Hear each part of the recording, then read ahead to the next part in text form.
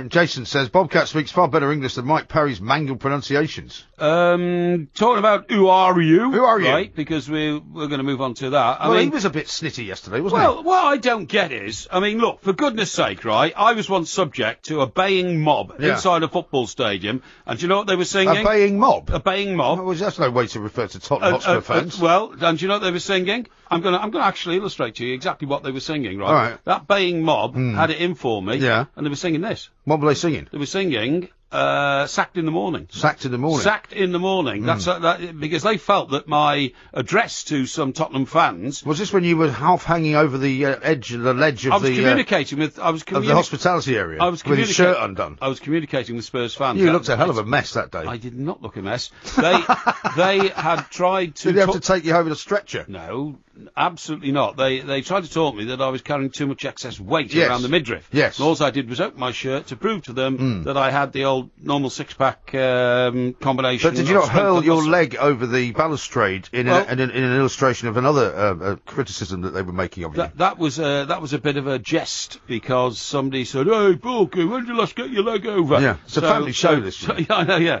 so I slung my leg over just to join in with the banter with the crowd, you know. Yeah. But then I got a load of. Did you not get asked to leave? No, of course I didn't. I saw the whole game out. It was at Spurs. What was the score?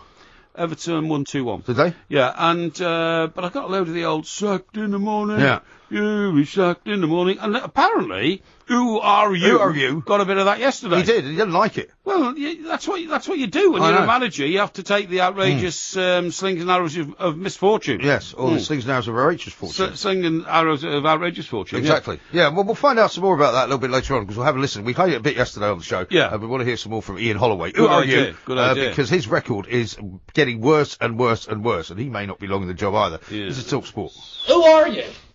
Manchester United versus Middlesbrough. Kick-off 3 p.m. on talkSPORT 2. People think I'm going to get sacked in the morning. Well, that's nice, isn't it?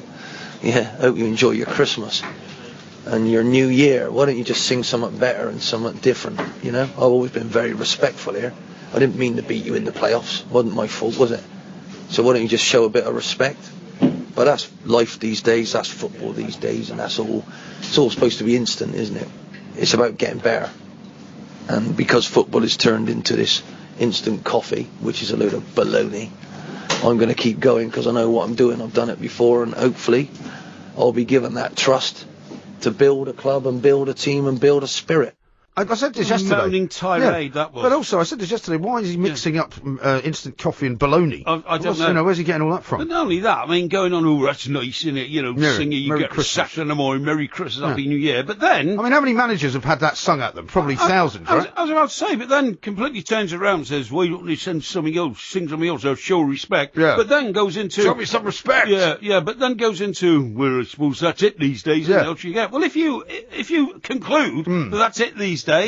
Ian, just don't moan about it, man. Yeah. Just get on with it. It's water off a duck's back, or stay out of football. Yeah, I mean, football is a pretty brutal sport. I mean, I said this on one of my many responses on Twitter this morning to all these wallies who were complaining about us being xenophobic and attacking Bob Bradley because he was American, because we could, when we wouldn't attack somebody from perhaps another ethnic background because we'd be too frightened to do it. Yeah. Fact is, he happened to be American. It wasn't about, as you said, the fact that he was American. It was about the phrases and the words that he used to discuss football. That's right, to try and get his point over, which nobody could quite understand. Exactly. Absolutely. Now, he lost 7 out of 11 games that he was in charge of. Ian Holloway has lost 6 out of the 7 games that he's been in charge of. Which is a worse percentage. Which is actually a much worse percentage. Okay. Yeah. Now, we're going to talk to Tony Vincenzo coming up next about Who Are You, Ian Holloway. Got a great one here from Adrian. Who are you? He says, Who are you? Went to school with my ex. His nickname was Onion because he was always crying and whinging. A great big onion, and hate and fear are the spices that make you cry.